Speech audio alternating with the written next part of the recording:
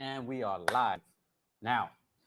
Welcome to the journey vlog of Goober Studios, where we share, I share um, the archive of Journey so that one day when we look back at this, there is no mistaking it of how it was done. Now, everybody typically what happens is that they'll start something, they'll get great at it, and then they start producing stuff. So when they develop an audience, all people see was the good stuff, and they miss out on the entire process before someone even got there. And I think this is really important because um, it it puts like this halo effect on getting results, which is not true, because if any of these people that you meet, if you find out or watch their first video or their first song or their first business, you'll typically find that it didn't start out very great. And if anything, everyone starts like kind of low. So, why I thought this would be such a powerful experience is because you'll get to see the whole thing.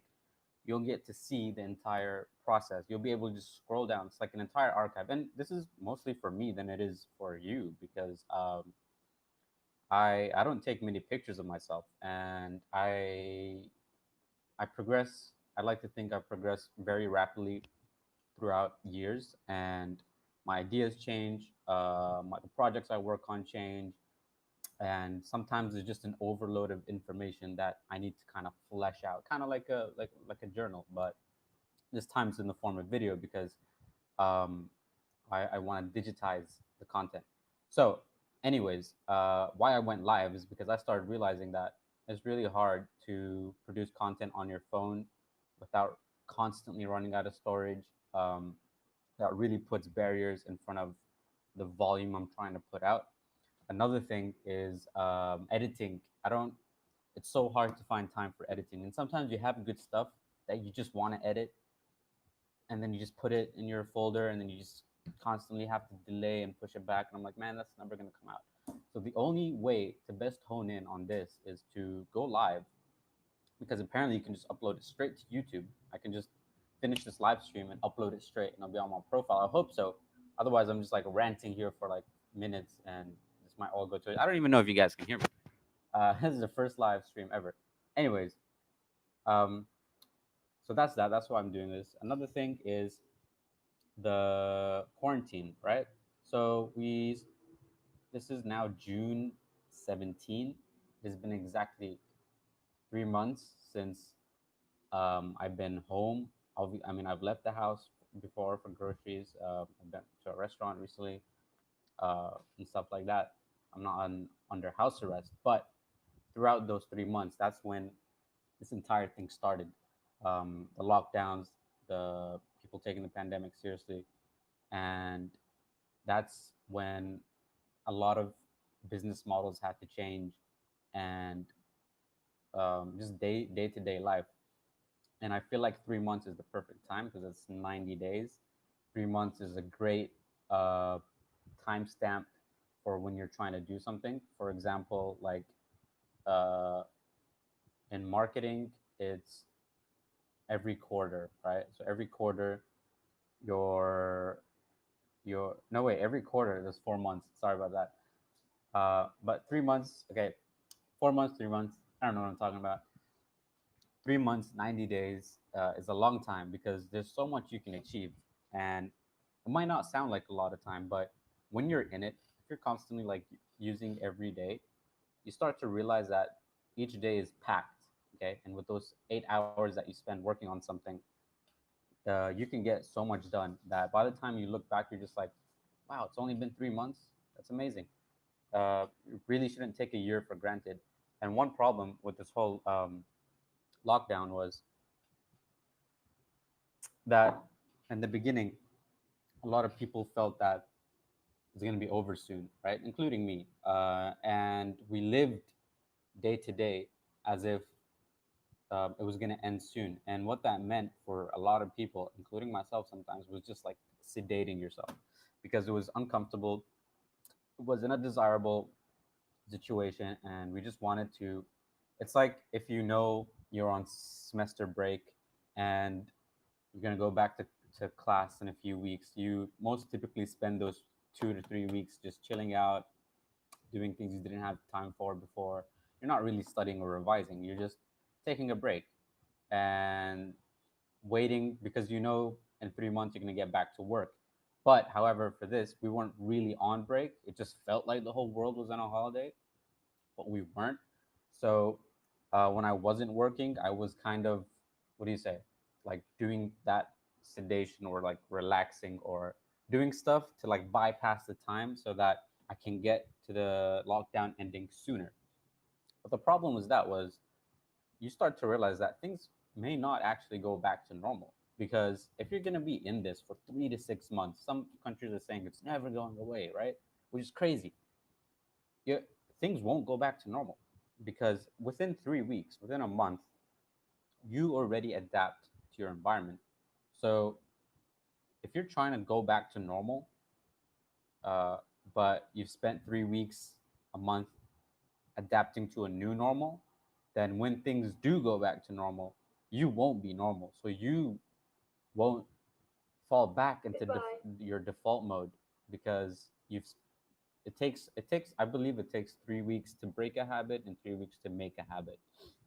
So if you spent more than a month in quarantine just doing jack shit, then don't be surprised that when you do get your job back, or if you do go back to work, or if you're working right now, that when things do go, you're not gonna go back to normal. You're most likely going to want to stay in the state you are, which is why it's super important to not treat this time as a bypass until things get good again, or like, okay, I'm gonna wait until it'll get better. When what you need to do is just in your head accept that this might be forever.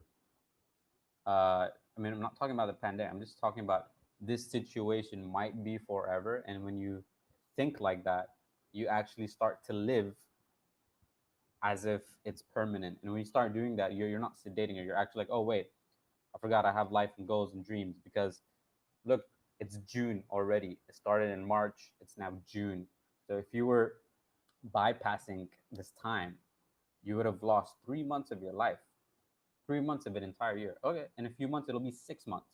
So that's why it's important to make this shift. And I realized this luckily within the first uh, 10 to 15 days. And a good thing, what I like about myself is that as hard as I work, I love taking breaks. And when I do take a break, I actually don't need that long.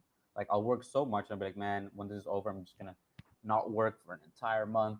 But then when that time comes and I do take a break off, I realize that I actually don't need that much time off. Like I'll take a few days off, maybe a week. And the next thing you know, I'm just like, you know what? I'm recharged. I'm relaxed. I'm ready to go back in. Like I'm bored now. So when I realized that, I was like, you know what? Okay, we got to start living properly. We can't wait for gyms to open back. I can't wait for. I gotta just treat this as it's going to be like this. This way, I'm not living for tomorrow, if that makes sense. Now, what did I do in these 3 months? Well, one of them was how did this thing change my businesses? So I run two things: a media company and e-commerce. Okay, so I mean, I have more than one brand, but I'm basically in two areas, two of the same industries: e-commerce, media. They're all digital. So I wasn't that much affected, if not at all. Things actually went up. For my media company, more people were online. So whatever content I was making to bring in leads for clients, etc., increased because here's the thing: the clients I'm working with, I I thought that their businesses would take a hit, but ironically, what's weird is that because more people were home, and this is a service industry, by the way, more people were home. They started responding more to our marketing because they had nothing else to do, I guess. So they were more willing to give in their email, to talk to a representative and whatnot, and it just worked out really well. So within the first 2 months, we were getting more leads than ever, ever. Whereas for e-commerce, again, more people were home. People didn't want to go out to grocery stores. Um, I personally did not succeed in the past 3 months in e-commerce. Rather, I failed. But that were for reasons apart from coronavirus. It was like just totally other stuff. Um, but I'm saying is that these two industries are still booming for us right now, and I'm actually working on a new e-commerce product that we're manufacturing locally, and we're going to sell abroad. Okay, can't wait. I've been working on this for a really long time, about almost 8 months now. We're launching it hopefully early July. So that's why I mean that it wasn't affected. I'm hoping that this would serve people better in this pandemic time, because it's a great product. It's environmentally friendly, and it saves you trouble of having to go out because it's direct delivery. So um, that has been the major focus of what I've been working on in terms of my professional and passionate uh, profession and passion. um, that's what I've been working on. Mostly digital marketing. I've been doing tons of digital marketing. I've developed systems of automation where, because as our marketing improved and the amount of customers we started getting increased, I had to find faster and faster ways of dealing with that volume. And uh, I don't have a big team. It's just me and another person. We're a two-man team, and everything we're doing is like manual. So we don't have many automation tools, and dealing with the new volume of customers allowed us to think deeper about automation tools, how we can systematically improve our machine. That's right now at the moment is like, it's almost like we built this machine that generates leads. Like we pump in content, people see the content, they convert to an inquiry or a customer. Sometimes they even end up paying us from just digital content. I'm talking about articles, videos, Facebook, Instagram posts, ads. Um, and it's crazy. So what we do is we actually make an article, okay, and then we take a good segment of that article, turn it into a post, and then turn that post into an ad that you see in your Instagram feed or Facebook feed. People see that ad, uh, they click on it, they go to the article, and after reading the article, because it has so much value to that specific audience, they end up inquiring with us for our services because they're like, wow, the article is helpful. This company must know what they're doing. And that increased to such a level that I'd find myself spending 7, 8 hours a day just responding to emails of inquiries. And it was so much that I was like, okay, at this rate, if we're successful, all our time is just going to go into answering leads, and that can't happen. So we started developing systems and structures and templates and all that to quicken the process, and trying to expand our thinking to how do we automate? How do we let this business run without us being there? Okay. And for e-commerce, I had to think more about logistics, the customer experience, uh, what people are going through, and I also had to think about our products getting across, because at some point some of the ingredients we ordered got stuck overseas, and then it delayed us our launch. Also, I lost a lot of money during these 3 months, so I am actually trying to raise capital for this project, um, for the marketing budget. I haven't done that right now, but I've given myself 3 weeks because we're supposed to launch in July. Uh,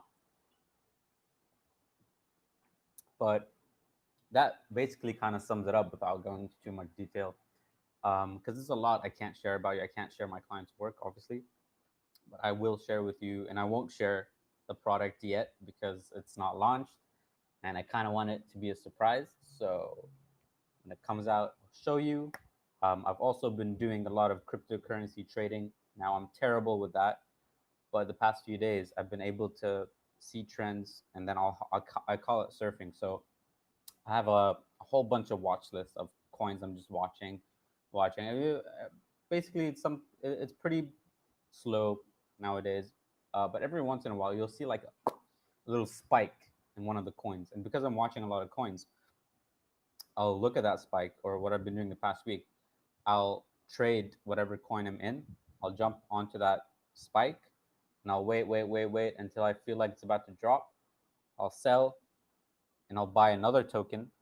Okay, that's spiking because I'm watching this the which coin is going up and down, and I'll just keep riding waves, and I can't show you my screen right now, but that's what I've been doing, and it's been profitable. My calls have been pretty good, but I've been trading with a very small amount of money because I don't want to lose, and I'm not much of a trader. I like to hold, but for this specific instance, I'm like, no, I'm gonna put in X amount of money just for trading, and if I lose it, I lose it.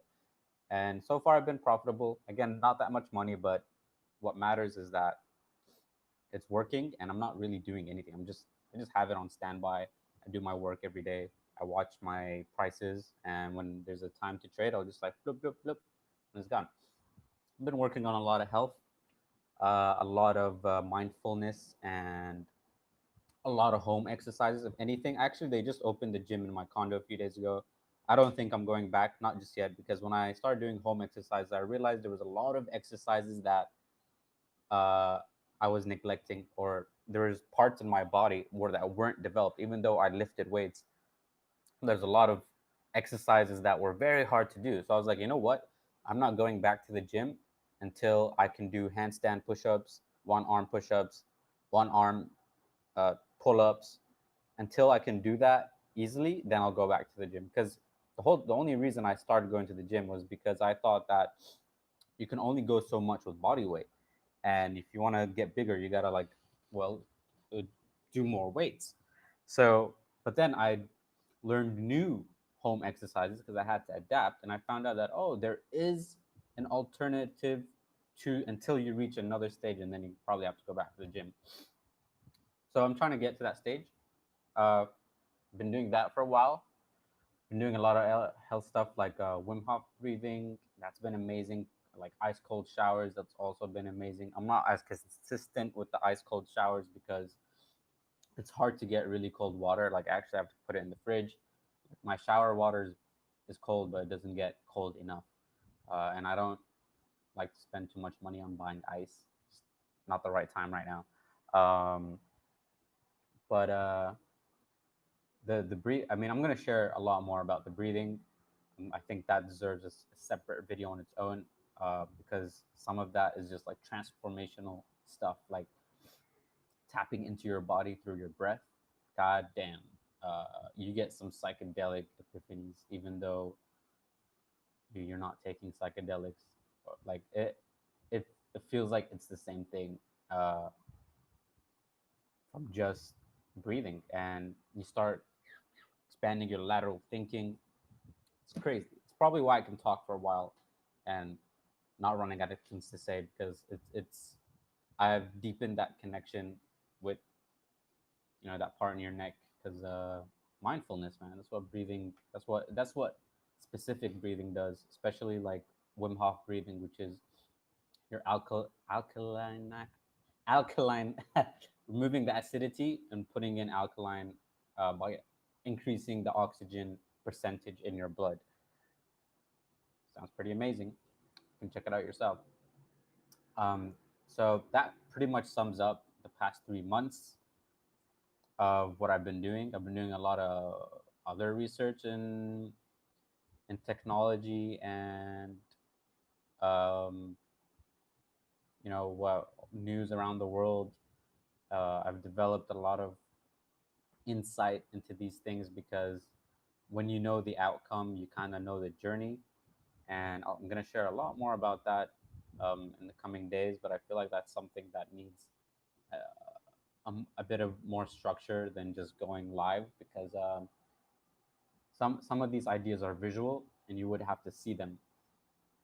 I've come up with a lot of epiphanies during these quarantines, a lot of insights that I think can be very powerful for the next 5 years or so, for myself. I don't know if it'll serve you, but definitely I see a lot of merit in these insights, and I can't wait to apply them. I'm already applying them. There's just so much happening right now. Um, I'm not too concerned with what's going on outside. Um, I'm not concerned, not that I don't care, but I feel like it doesn't change anything. Whatever's happening, economy crash, pandemic, doesn't change what we're trying to do every day.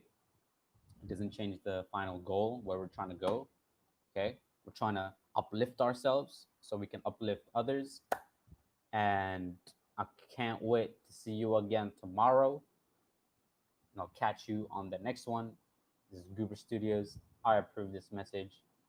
And stay frosty, folks. Goodbye.